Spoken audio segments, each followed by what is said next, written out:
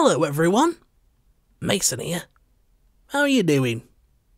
Today it's time for the Philosophy of Reading tag. I was tagged by Circe from Circe'sBooked to do this set of deep thinking, hard hitting prompts, which was originally created by Brandon from Brandon's bookshelf.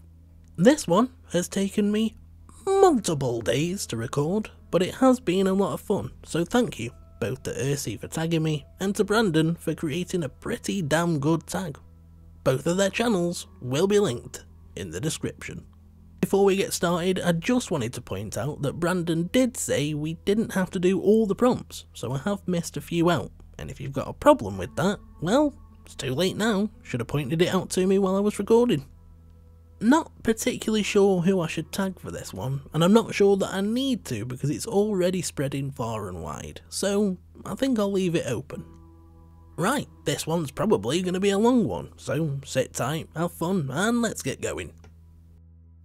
What's most important? Character, plot, or message? Well, I think this one is very dependent on what you're reading, why you're reading it, and what sort of reader you are. I am very much a character-driven reader, which means when it comes to enjoying a book, characters are most certainly the most important factor. If a story doesn't have even one character that I can empathise with, connect with on some sort of level or relate to, I'm going to find it almost impossible to invest emotionally. I think a great example of this is my experience with The Blade itself, which proved to me the plot can take a back seat if the characters feel real and fleshed out. Even so, that's not always the case. Channel regulars will know that I'm a big crime and mystery fan, and when it comes to that genre, I don't care how good the protagonist is, I don't care how much I like them. If the central mystery is boring and obvious, if I see all the twists and turns coming ahead of time, then I'm not going to enjoy it. When it comes to reading something like a contemporary romance, what actually happens throughout the story is far less important to me than the characters. I need that emotional connection. I need to believe their chemistry and want them to be together. On the other hand, the entire concept of the mystery genre is intrigue, and if that's not there, even a great protagonist can't save that story. As someone who reads more for entertainment than education, the message is far less important. In fact, I'd prefer it to take a back seat, to be subtle. I don't want to be beaten over the head with the author's personal beliefs when I'm trying to be entertained. Should we read books with ideas or opinions that we disagree with? I feel like a lot of my answers to these questions are going to draw a line between people who read for entertainment and people who read for education. If you're a big reader of non-fiction and you're trying to educate yourself on a certain topic, especially a contentious one, it's probably better to read ideas that you don't agree with. That way you have the tools to fight for what you believe in when you enter into some sort of discussion or debate on that topic. When it comes to forming a logical and cohesive argument, it's better to have all the evidence, to understand both sides of the debate, so that when you enter into it, you can give a reasonable response that doesn't just add fuel to the fire. If you're just reading for entertainment though, if you're not trying to join in on a debate or change somebody's mind on something, if you know what you believe, then I don't see any harm in staying away from ideas that you find unpleasant or uncomfortable.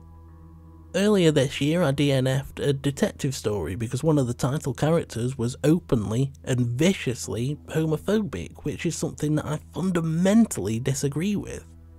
It would have been annoying enough if it had been simply implied that the character was homophobic, but the stuff that they were saying was awful, and they weren't the villain, they were the protagonist. There are so many books out there, life is short and precious. To be blunt, I don't want to waste my time on a character that feels that way. It just makes me mad, and that's not how I want to feel whilst I'm reading. Does that mean that I'm staying inside my comfort zone? Yeah, it does, and I guess some of you might think less of me for doing that, but that's just the way I am, and I have to be honest about that. I guess my answer to this question is if you want to, but I don't think that it's necessary. As technology advances, what do you think the role of books will be in the future? I know a lot of people think that the physical book will eventually be a thing of the past, and whilst I understand why that's something they're afraid of, that they don't want to happen, I don't think that it will. Fashion waxes and wanes. There'll always be a market for collectors who want to keep a certain culture alive. After all, mediums like vinyl, CD and even VHS aren't totally dead. Whilst I do hope that eventually we move towards some sort of environmentally friendly paper alternative, I don't think that the physical book will ever fully go away. What I will say though is that as a blind person, the advancement of technology is something that I'm incredibly grateful for. As disability awareness grows, the world is becoming more accessible than ever for people like me. Audiobooks and ebooks make it so that both totally blind and visually impaired people can access the world of literature, from which, without learning Braille, we'd be completely excluded. If, when I was a teenager, ebooks had been as advanced as they are now with all of their accessibility features, reading would have been a lot easier for me. I wouldn't have had to hold my head in awkward positions and strain my eyes just to enjoy a book. What's the role of a book now? Technology has advanced at an unimaginable pace in the last 100 years, and has it changed since then? No. It's the same as it always has been and always will be. A book is just a vessel, a medium through which an author tells a story, and we won't ever stop doing that. Stories existed before the written word, and if we destroyed every single physical book in the world and never printed another one, we wouldn't stop telling stories. People see technological advancements. They see audiobooks, ebooks, films, TV shows and video games, and they see things that will replace something that they love. But when it comes down to it, what every reader loves more than anything is a story. I know people like to have their physical book collections, and they will always be able to do that because those sorts of people will always exist. In the same way that people who like to collect and listen to vinyl still exist today, book collectors aren't going anywhere. They may end up in the minority. It may end up being seen as a niche or hipster pastime, but it's not going anywhere. How important are summaries, reviews and book art when choosing what to read? For me, I definitely think that summaries are the most important thing. I always give them at least a quick glance before I dive into a book to see if I'm going to be interested at all. Otherwise, all I've got to go off is the title, and you can't always trust them. After all, my favourite book of this year is Sweet Pea, and whilst contextually that is a perfect title, it doesn't give you a good indication of what the book is going to be. Whilst most of you as sighted people can use book art to give you a good indication of what sort of vibe the book is going to have, I can't do that, so titles and summary descriptions are all I've got to go off. Of course, the problem with that is that descriptions often give away far too much information, meaning that it's pointless reading the damn thing because you already know everything that's going to happen, or they're misleading, which builds false expectations and leads to disappointment. I'm looking at you, the dinner guest. As for reviews, I rarely look at them before I've read the actual book, unless I notice that it's got an extremely low rating, in which case I'll take a quick glance to see what the main issue is and decide whether or not I want to stay away. I sometimes think that it's kind of pointless for me to look at them before I've read the actual book, because I so often disagree with what the reviewer has to say. I recently uploaded a rant review for The Resident by David Jackson, but if you look at the reviews on Goodreads, people love that book. I don't actually get that many recommendations through Booktube, because most of the channels that I enjoy are run by people who read books I either haven't read or won't read because I don't have any interest. To be honest, I just like listening to people talk about stuff they love. If I like you as a person, I don't care what book you're talking about, I just want to hear your thoughts on it. Should people skin or scam a book? No wait, that wasn't right, was it? Sorry, I only had a quick glance at the question. Should people skim or scan a book? Yeah, that makes more sense. I don't know. If you want to. I mean, if you need to write an essay on it or you want to review it, you should probably read the whole thing. Other than that though, if you just want to skim through it, no harm done, I guess. Should reading always be enjoyable? Oh, I'm intimidated by this question. Other people have answered this far more insightfully than I could ever dream of doing. I think the answer is no, but it should always be interesting. This is such a difficult one to answer because we all enjoy different things. A lot of you out there like horror, and I assume the reason for that is that you enjoy being scared. A lot of you enjoy stories about ghosts. I find them terrifying, so I avoid them at all costs. But I would hope that if I did go for one, it would at least be interesting. I love crime and mysteries. A good detective versus serial killer plot is one of my favourite things, but is reading about the gruesome activities of a serial killer really enjoyable, or is it just intriguing and interesting? Most of the time those sorts of stories end with the serial killer either caught or dead. So is what I enjoy the fact that good defeats evil? At the same time, one of the main aspects of those sorts of stories is the battle of intellects. Who's smarter, the detective or the serial killer? And in that case is what I enjoy seeing people use their intelligence in creative ways. Wow, I really failed at answering this question. How do you hang on to and use what you've read? In terms of hanging on to and remembering what I've read, Booktube and Goodreads are both great tools for doing that. I've definitely looked back at a few of my older reviews to refresh my memory on how I felt about a book at the time compared to how I feel about it now. In terms of how I use what I've read, I would like to think that I'm taking the lessons that I've learnt about storytelling through reading and applying that to my own writing. These days, I'm constantly on the lookout for what I do and don't like about a book so that I can apply that knowledge and write stories that I would like to read. I definitely feel that that's been working too. I've grown more as a writer this year than I ever have in my life.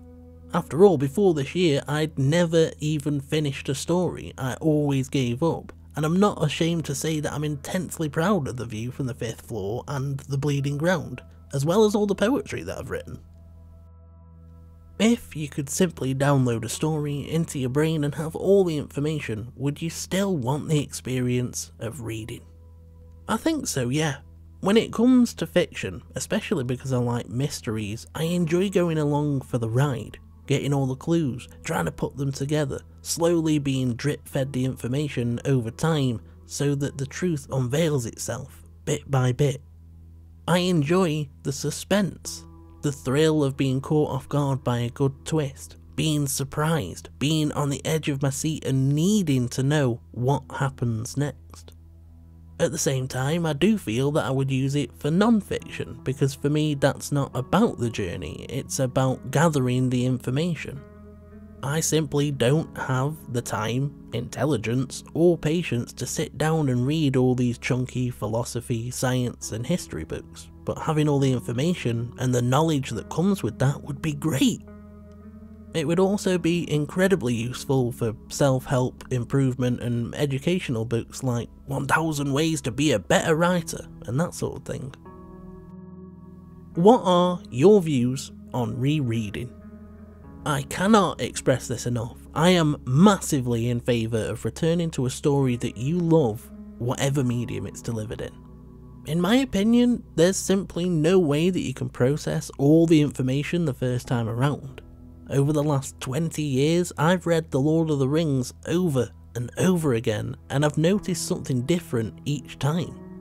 Whether it's a book, comic, graphic novel, film, TV show or video game, when you return to a story there's always a new perspective to experience. Maybe there's a bit of foreshadowing that you missed last time, or a character whose motivations you understand more now that you've grown and changed as a person. Maybe now that you're older you appreciate the language and the writing on a deeper level. There's always something. A great example of this is something I brought up before. Growing up, Sam was always the character I related to more, but after the extended period of pain I experienced before my eye removal surgery, I suddenly saw Frodo's burden as a metaphor. Going through what I went through changed my perspective. Frodo had to find inner strength to fight through his burden, the same way I had to find inner strength to fight through my physical pain. I just genuinely feel that you can never experience a story too much. You'll never run out of perspectives to view it from, because you will never be the same person as you were the last time you experienced it. What makes a book good or bad?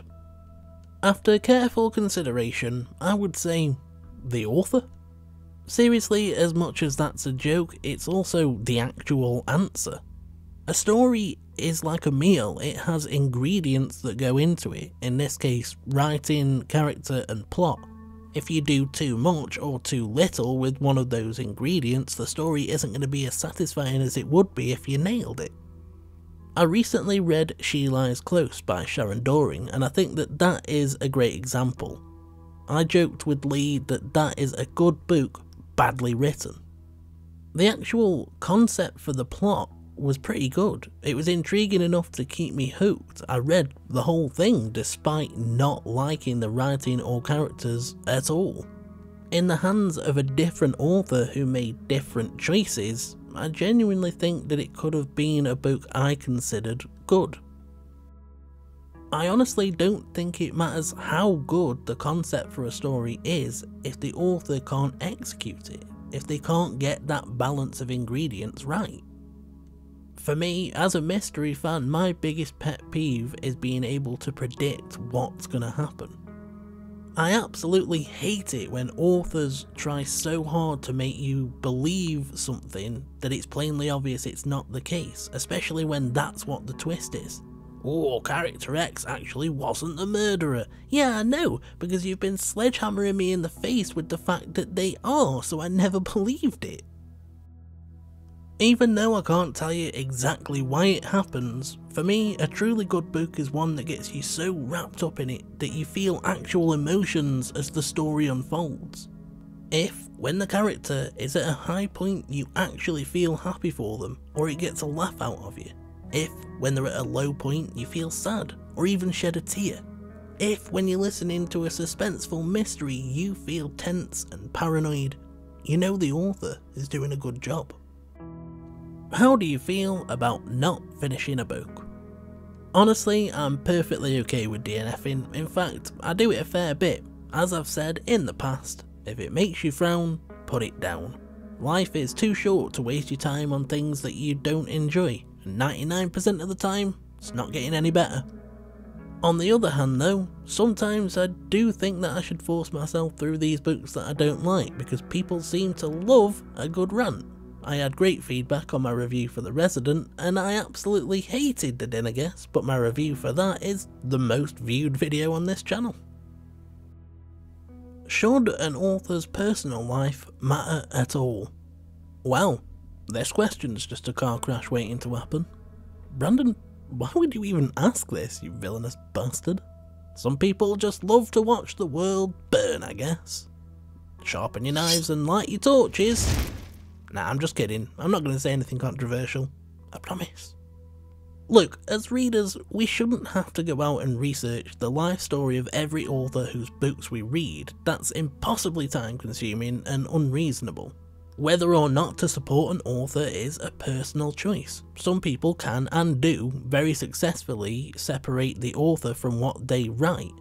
However, if there is a well-documented, very public example of an author doing or saying something that you disagree with on a fundamental level, you're well within your rights to say you're not going to support them anymore.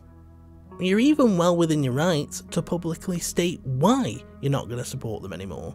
If you want to post on social media about why what that author did made you sad, mad or otherwise uncomfortable, go ahead. Where we absolutely need to draw the line on both sides of the argument though is at pressuring and harassing each other. We all just need to do our own thing and mind our own business a little bit with this one. That wasn't controversial, right? Right? If you could only read one genre for the rest of your life, what would it be? You know what? I think I'm going to leave the answer to this question a mystery. Ugh, that was awful. Can we edit that out, please? Do you ever read a book without knowing anything at all about it? When I first started on Booktube, I was so confused as to how people could go into a book blind. You don't know anything about it. How do you know if you're going to enjoy it? You might be wasting your time and your money. It genuinely didn't make any sense to me, but over time, my opinion has shifted. Every now and again, me and Lee will take it in turns to pick a book and not tell each other anything about it. Because I trust Lee to pick something that I will like, the experience of not knowing anything at all about it is actually fun. Most of the time, we won't even tell each other the title, because in all likelihood it'll at least give away the genre we're listening to. If it's called My Deep Dark Brutal Secret, it's probably not a contemporary romance, is it? That's actually what happened when we read Sweet Pea. It was Lee's turn to choose, I knew absolutely nothing about it, and for the first chapter or so, I genuinely thought it was a contemporary romance, and then, well, it most certainly wasn't. What author, genre, or culture can you just not get into? When people learn that your favourite series of all time is The Lord of the Rings, they assume that you must be a massive fantasy fan. They inevitably jump to, have you read Game of Thrones? And my answer is always no, which seems to confuse them. The truth is, I think that my love for The Lord of the Rings comes from a place of nostalgia, having read it at a formative time in my life and sharing that love of Middle-earth with my dad. But in general, fantasy settings don't really do anything for me. I find that a lot of the time they seem to focus on noble houses, shifting alliances, political intrigue, battles for supremacy, wars to decide who's going to rule the kingdom, and I just don't care, unfortunately. Don't get me wrong, I like magic, I like swords and axes, bow and arrows and dragons, I just don't like what seems to go hand in hand with them. When I read Mistborn earlier this year, I hated everything to do with the noble houses. I'm sorry to say it, but balls are not my thing. I feel the same way about futuristic sci-fi, with a few exceptions. Robots, laser blasters, aliens and space exploration are just not my thing. Do you think everyone should read? Why or why not? Look, I love reading. I love consuming stories in general, and I think it's a massive part of what's made me who I am today. I feel that exploring new worlds, viewing our world from different perspectives, viewing characters as real people and putting myself in their shoes to try and understand why they do what they do and how what happens to them must make them feel, genuinely helped me to form empathy, which I think is one of the most important things a good person should have. However, and I do realise this is a risky thing to say, and I might be about to make a lot of enemies, I don't think that reading is the only way to consume a story, and I don't necessarily think that it's the best way. We all have different learning styles. Some people are great at sitting exams, and some people do better with coursework. What works for person A might not work for person B. Some people just don't have the time or even the inclination to sit down with a book, and whether that's because they have a super busy life, they struggle with reading, or even if it just doesn't click with them, that's not a bad thing. At the end of the day, reading just doesn't work for certain people, the same way that TV shows, video games, or even music might not do anything for you depending on your personality. As book lovers, we see reading as this massively beneficial activity, and that's fine. Everybody out there feels that way about their particular hobby. Maybe they just do it for fun, or it helps with their mental health. Maybe it gives them a sense of purpose, of belonging to a community, but it's as beneficial to them as reading is to us. I don't know anything about cycling or fishing, dancing or drawing, knitting or crafting, but I love hearing about it from people that do. At the end of the day, everybody is unique, has their own speciality, their own interest, and I think that variety is what makes the world such an amazing place. So no, I don't think everyone should read, because the only thing I think people should do is what makes them happy. My question for today is this: what's your favourite example of mishearing a lyric from a song? For years I thought Madonna was singing about Tango Spice, which makes absolutely no sense whatsoever, and that Busted was singing about sharks swimming through their veins, which is impossible and sounds incredibly painful. If you've enjoyed this video, the like and subscribe buttons are just sitting there waiting to be pressed. Now press them, or I'll use a bike pump to push air up your nose. If you want to get in touch, say hi and have a chat, you know where the comment section is, and the link to my Twitter can be found in the description. Thanks ever so much for spending time with me today, guys. Until next time, take care. For now, I'm off, and you should have a good one. Tango Spice, so slowly. Tango Spice, so slowly. I'm sleeping with the light on, and sharks swim through my veins now.